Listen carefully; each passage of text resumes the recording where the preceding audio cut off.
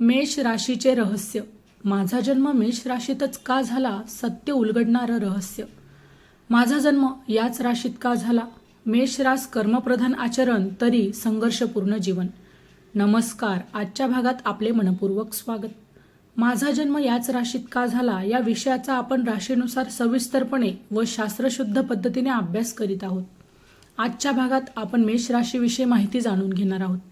सोबतच तुम्ही आपल्या आयुष्याला अधिक उन्नत व समृद्ध करण्यासाठी काय केलं पाहिजे किंवा काय करणं तुमच्यासाठी आवश्यक आहे हे देखील मी तुम्हाला सांगणार आहे.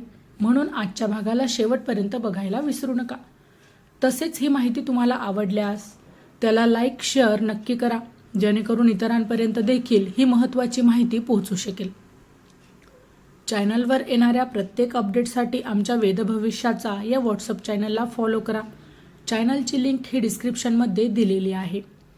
हा विषय तुम्हाला आधीच माहीत असल्यामुळे साहजिकच त्याला समजून घेण्याची तुमची उत्सुकता जी आहे ती वाढलेलीच असेल. मात्र सर्वात आधी आपण विषय प्रवेश म्हणून मेष राशीच्या बाबतीत एक थोडक्यात माहिती जाणून घेऊया.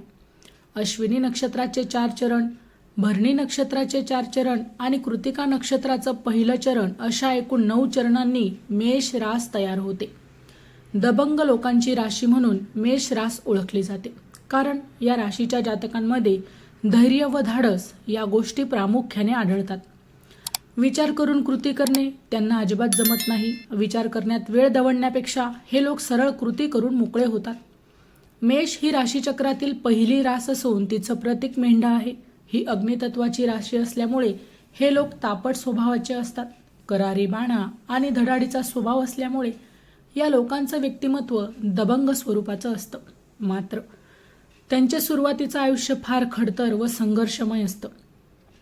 म्हणूनही त्यांच्यात सुरुवातीपासूनच संघर्ष करण्याची क्षमता ही निर्माण झालेली असते. त्याच बळावर ते पुढील आयुष्यात यशस्वी होतात.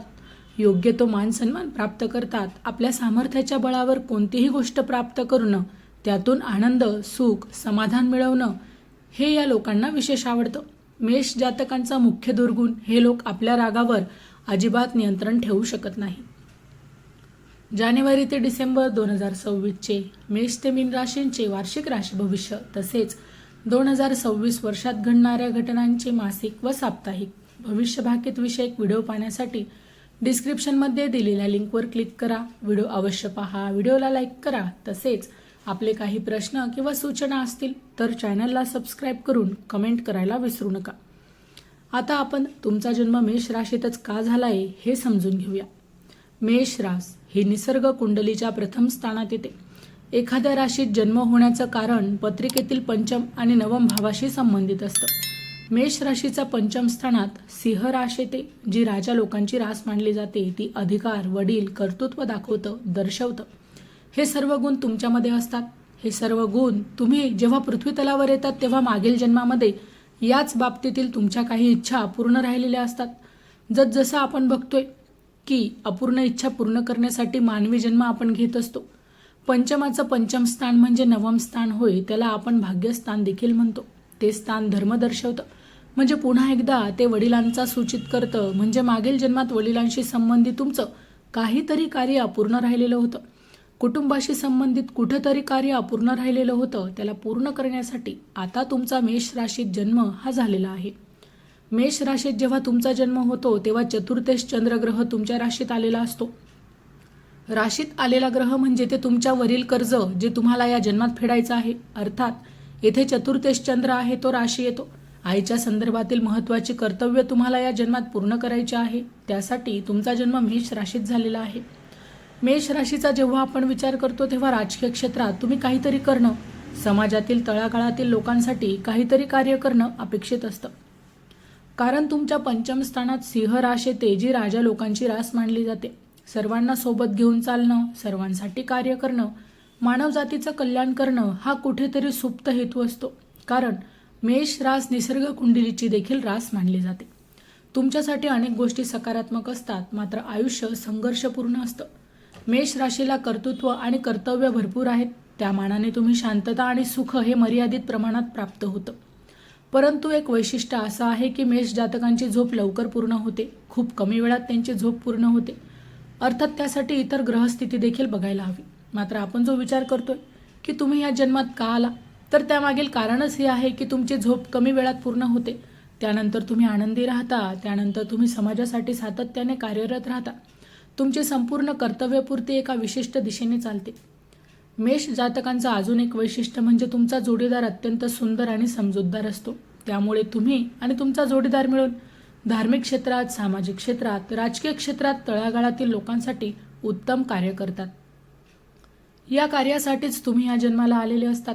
महत्त्वाची बाब म्हणजे या सर्व कार्यात तुम्हाला शनिदेवांसारखा ग्रह विशेष सहकार्य करतो. कारण शनिदेव तुमच्यासाठी लाभेश आहे, ते तुम्हाला लाभ देतात. गुरुदेवांच्या अधिपत्याखाली येणारी जलतत्वाची मीन रास तुमच्या व्ययस्थानात येते, जी तुम्हाला दानधर्म करण्यासाठी प्रवृत्त करते, इतरांना मदत करायला प्रवृत्त करते. दान हे अनेक प्रकारचं असतं. आर्थिक स्वरूपाचं असतं किंवा समोरील व्यक्तीचे प्रश्न सोडवण्याचं, त्यांची यथाशक्ती मदत करण्याचं देखील असतं. यासारखं कार्य तुमचं असतं आणि हे सर्व कार्य करताना तुम्ही कधीही कुणालाही काही बोलून दाखवत नाही. म्हणजे केवळ दिखाव्यासाठी तुम्ही कार्य करत नाही, मात्र तुमचं कार्य हे उत्तम धडाकेबाज असतं. आता महत्त्वाची बाब म्हणजे मेष जातकांच्या सहवासात राहणं हे इतरांसाठी लाभदायक, फायदेशीर असतं. त्यामुळे मेष राशीत जन्म हा अत्यंत उत्तम जन्म असा आपण म्हणू शकतो. आता याशिवाय मेष पत्रिकेच्या दशमस्थानात देखील शनिदेवांची मकर रास येते, जी कर्म दर्शवते. कर्मस्थानात कर्माचा कारक ग्रहाची रास येणं म्हणजे तुम्ही कर्मप्रधान असणं असं देखील सूचित होतं. त्यानुसार मेष राशीचे जातक हे अत्यंत कर्मप्रधान असतात. तो तुमचा मूळ स्वभाव असतो. व्ययस्थानात गुरुदेवांची रास असल्यामुळे योग, ध्यान, साधना या गोष्टी तुम्हाला निसर्गतः प्राप्त होतात. त्यात जर तुम्ही थोडं परिश्रम घेतलं तर योग साधनेत मोठे यश प्राप्त करणं तुमच्यासाठी सहज शक्य ठरतं. ही बाब मेष जातकांनी लक्षात घ्यावी. अशा प्रकारे माझा जन्म मेष राशीतच का झाला हे समजून घेण्यासाठी एवढी माहिती पुरेशी आहे. आता आपण थांबूया. पुढील भागात आपण पुढील राशीची माहिती समजून घेणार आहोत. म्हणूनच आपण पुढील भागात नक्की भेटूया. तर मित्रांनो, व्हिडिओ आवडला असेल तर व्हिडिओला लाईक करा, चॅनलला सबस्क्राईब करा आणि हो, तुम्हालाही तुमच्या राशीची अंगठी हवी असेल तर डिस्क्रिप्शनमध्ये मी त्याची लिंक दिलेली आहे, तिथे जाऊन तुम्ही ती खरेदी करू शकता. व्हिडिओ शेवटपर्यंत पाहिल्याबद्दल धन्यवाद. पुन्हा भेटू पुढच्या राशीसह म्हणजेच वृषभ राशीसह. तोपर्यंत श्री स्वामी समर्थ. जय जय स्वामी समर्थ.